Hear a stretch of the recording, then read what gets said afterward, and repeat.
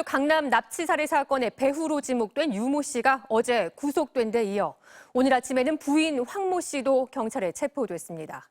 경찰은 이들 부부가 돈을 주고 피해자를 살해해달라고 청부한 것으로 보고 있습니다. 이동경 기자가 보도합니다. 이번 강남 납치 살해 사건의 배후로 지목된 유모 씨가 구속됐습니다. 경기 용인에서 체포된 지 이틀 만입니다. 부인 황모 씨도 강도살인 교사 혐의로 경찰에 체포됐습니다. 주범 이경우의 아내를 만나 휴대폰을 없애라고 하는 등 증거인멸을 시도한 정황도 체포에 영향을 줬습니다. 이로써 경찰에 붙잡힌 피의자는 주범 3명과 유 씨, 황 씨 부부, 범행 모의에 가담한 이모 씨 등 모두 6명으로 늘었습니다.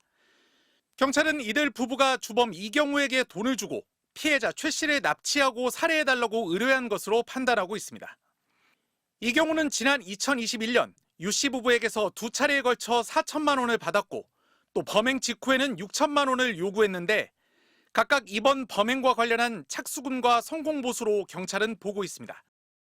경찰은 유 씨 부부가 숨진 최 씨와 코인 투자 과정에서 소송전까지 벌이다가 관계가 악화되면서 납치 살해까지 이어진 것으로 판단하고 있습니다. 다 해문 그 증거가 이게 다 있거든요. 그래가지고 참고했었는데 저기 지금 도를 완전 넘었으네. 언제든지 지킬 수가 있다니까네. 내가 진짜 10년만 젊었어도 내 벌써 불질렀었어요. 경찰은 앞서 구속한 주범 3명을 내일 검찰에 송치하고 부부를 상대로 범행 동기와 공모 시점을 집중 조사할 방침입니다. MBC 뉴스 이동경입니다. 원숭이 두창으로 불렸던 감염병 엠폭스. 국내에서 6번째 엠폭스 환자가 발생했습니다. 이번 환자는 해외여행을 다녀온 적이 없는 첫 지역사회 감염이어서 보건당국이 긴장하고 있습니다. 지윤수 기자입니다. 국내 6번째 엠폭스 환자는 최근 석 달간 해외여행을 다녀온 적이 없는 내국인입니다. 또 5번째 확진자를 포함해 이전 확진자와도 접촉하지 않았다고 질병관리청은 밝혔습니다. 이에 따라 이번 확진자는 첫 번째 지역 내 감염 사례가 될 가능성이 커 보입니다. 이 환자는 지난달 말부터 피부 발진과 함께 두통과 발열 증상을 보였습니다. 이어 지난 3일에는 동네 의료기관을 찾았고 6일에는 엠폭스 감염 의심으로 보건소에 신고된 뒤 어제 확진 판정을 받았습니다. 엠폭스 전담병원에서 치료받고 있는 이 환자는 현재 건강 상태는 양호한 것으로 전해졌습니다. 방역당국은 환자의 동선을 따라가며 심층 역학 조사를 벌이고 있습니다. 당연히 전파시킨 환자는 있을 거고 또 이 환자를 통해서 다른 환자로 전파됐을 가능성도 있으니까 그런 거 염두에서 역학조사 잘 해야 되는 상황이고요. 아프리카 풍토병이었던 엠폭스는 감염되면 피부 발진 증상을 보이고 대부분 2주에서 4주 안에 자연 치유됩니다. 우리나라에서는 첫 확진자가 나온 지난해 6월 위기경보 주의를 발령했다가 최근에는 관심으로 하향했습니다. 반면 최근 일본과 대만에서는 지역 내 감염 사례가 잇따르면서 해당 방역당국이 촉각을 곤두세우고 있습니다. 방역당국은 엠폭스는 호흡기를 통해 감염되는 코로나19와 달리 밀접 접촉으로 전파된다며 지나친 걱정은 불필요하다고 밝혔습니다. MBC 뉴스 지윤수입니다. 북한이 수중 전략무기라고 주장하는 이른바 핵어뢰를 오늘 또 공개했습니다. 한국과 미국이 최근 핵 추진 항모를 동원한 해상 훈련을 벌이자 핵 탑재가 가능한 어뢰로 맞대응하겠다는 의도로 보이는데요. 아직까지는 위협적인 수준은 아니라는 게 군 당국의 평가입니다. 정동훈 기자입니다. 미사일처럼 생긴 물체가 바닷물에 잠길 듯 말 듯하며 나아갑니다. 북한이 핵어뢰로 불리는 핵 무인 수중 공격정 해일 2형의 기폭 시험을 했다며 공개한 사진입니다. 조선중앙통신은 해일 2형이 함경남도 가진항에서 투입돼 타원과 팔자형 항로를 따라 1000km를 자망한 뒤 71시간 6분 만인 7일 용대항 앞바다에서 수중 폭발했다고 밝혔습니다. 시험 결과 수중 전략무기 체계의 믿음성과 치명적인 타격 능력이 완벽하게 검증됐습니다. 북한이 핵어뢰를 공개한 건 지난달 24일과 28일에 이어 이번까지 불과 보름 새 3번째, 매번 다른 기종을 시험한 것으로 추정됩니다. 북한은 첫 번째 공격정은 해일, 두 번째는 해일 1형, 이번엔 해일 2형이라고 명명했습니다. 해일 2형은 대형 배터리가 탑재돼 길이가 10m까지 길어진 걸로 추정됐는데 북한 주장대로라면 1형보다 자망 시간은 무려 29시간, 항속 거리는 400km 이상 증가했습니다. 남한 전역을 사정권에 두는 다양한 핵 어뢰 보유를 과시한 건데 특히 핵 항모를 동원한 한미 해상훈련을 견제하려는 의도로 보입니다. 우리나라 전역뿐만 아니라 일본, 오키나와까지 도달할 수 있고요. 원거리 항모단이나 상륙 강습함까지 은밀하게 타격할 수 있는 능력을 보유한 게 아닌가라고 생각이 듭니다. 북한은 지난 11년간 개발해온 해일의 실전 배치를 결정했다고도 위협했습니다.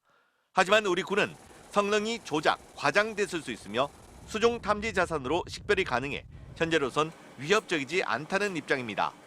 미국 북한 전문 매체 38노스도 해일은 지나치게 느려 발각될 가능성이 높아 군사적 효용이 거의 없다고 평가했습니다. 장시간 잠망할 수 있는 배터리가 중요한데 해상 환경에 따라 가지고 배터리 소모가 빨리 될 경우에는 목표 지점에 다다르지 못할 수도 있을 가능성도 있어요. 북한은 어제에 이어 오늘도 동서의 군 통신선 정기 통화에 응답하지 않은 가운데 군은 북측 선로 이상 등 모든 가능성을 열어놓고 상황을 지켜보고 있다고 밝혔습니다. MBC 뉴스 정도훈입니다. 몰핀보다 100배 강한 마약성 진통제 펜타닐. 미국에서는 펜타닐 좀비라는 말이 있을 정도로 중독 문제가 심각합니다. 미국 청장년층 사망 원인 1위가 펜타닐 중독일 정도인데요. 지난해 갑자기 숨진 유명 래퍼 쿨리오의 사인도 펜타닐 과다 복용이었습니다. 최근 미국은 펜타닐 중독 문제의 근본적인 책임을 중국에 묻겠다고 했습니다. 중국은 남 탓하지 말라고 맞섰는데요. 일각에서는 펜타닐을 둘러싼 미중 갈등으로 신아편 전쟁을 치를 수 있다는 말까지 나오고 있습니다. 윤성철 기자가 보도합니다. 1995년 개봉해 선풍적인 인기를 끈 영화 위험한 아이들의 삽입곡 갱스터 파라다이스입니다. 이 노래로 그래미상까지 거머쥔 래퍼 쿨리오는 지난해 9월 친구 집에서 싸늘한 시신으로 발견됐습니다. 그런데 로스앤젤레스 카운티 검시관실이 최근 뒤늦게 밝힌 사인은 펜타닐 과다 복용. 펜타닐은 암 환자에게 투약하는 진통제지만 중독성이 헤로인의 50배, 모르핀의 100배에 달합니다. 한 알당 2, 3달러에 거래될 정도로 저렴한 데다 치사량도 고작 2mg에 불과해 미국의 골칫덩어리가 된 지 오래입니다. 미국 곳곳에서 펜타닐 과다 복용으로 뇌가 망가져 비틀거리는 사람들이 목격되면서 펜타닐 좀비라는 신조어까지 만들어졌습니다. 마약상이 유통하는 펜타닐은 합법적인 처방약과 모양이 같아 학생들 사이에서도 손쉽게 거래가 이루어지고 있습니다. Fentanyl is killing more than 70,000 Americans a year. So let's launch a major surge to stop fentanyl production and the sale. 미국은 청장년층 사망 원인 1위가 펜타닐 중독이라며 이 사태의 근본적인 책임이 중국 측에 있다는 입장입니다. 펜타닐의 제조와 유통을 주도하는 것은 멕시코의 마약 카르텔이지만 그 원료 물질을 공급하는 곳은 중국 화학기업이라는 겁니다. 중국은 미국의 주장은 억측이라며 강하게 반발하고 있습니다.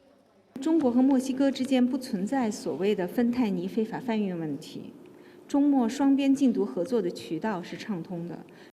일각에서는 글로벌 패권을 두고 갈등 중인 미국과 중국이 펜타닐 문제를 두고 신아편 전쟁을 치를 수 있다는 우려까지 제기되고 있습니다. MBC 뉴스 윤성철입니다.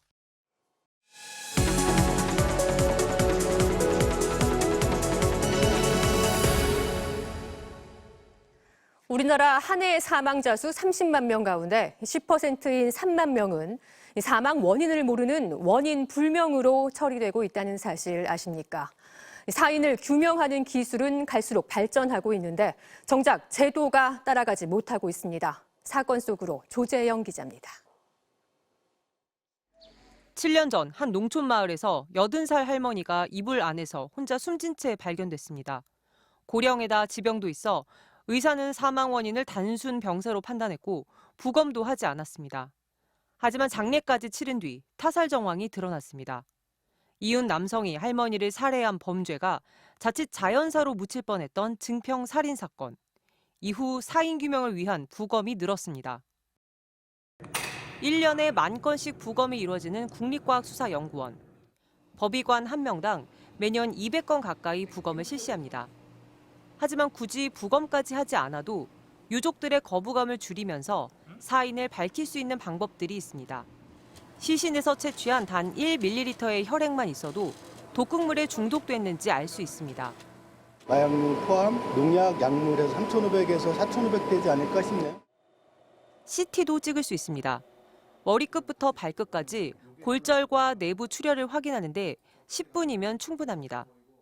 디지털 영상은 계속 보관이 되니까 추후에 또 확인할 때 도움이 되는. 과학검안으로 불리는 기술입니다. 부검보다 인력과 시간의 부담이 훨씬 줄어듭니다. 현장에 쓰이고 있는 상황인가요? 아니요, 쓰이지 않고 있습니다. 제도가 없습니다. 제도가 없다. 무슨 말일까요? 현행법상 검시의 주체는 법의관이 아닌 검사입니다.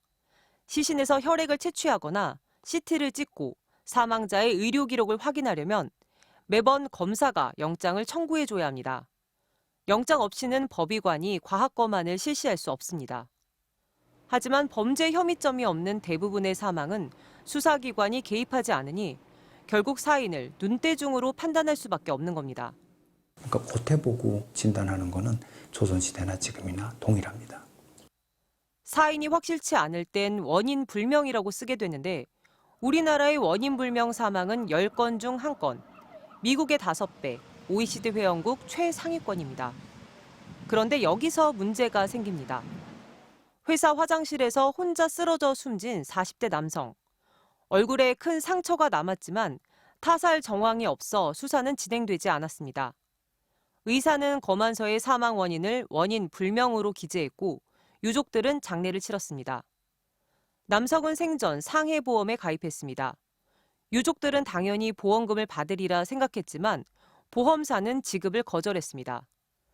사인이 원인 불명으로 돼 있으니 상해로 인한 사망이 아니라는 겁니다. 유족들은 이제 혼돈과 경악에 빠지는 것이죠. 왜 못 받지? 그럴 줄 알았으면 부검할 걸. 근데 이미 시신은 사라진 것이죠. 전문가들은 과학검안이 보다 활발히 이루어진다면 원인 불명으로 분류된 사망들의 사인이 상당수 밝혀질 거라고 보고 있습니다. 미국과 영국 같은 국가는 검시 절차 전반을 수사기관이 아닌 법의학 전문가들이 주도합니다. 하지만 우리나라는 부검 이전 과학검안을 활성화하자는 법안조차 국회 문턱을 넘지 못하고 있습니다.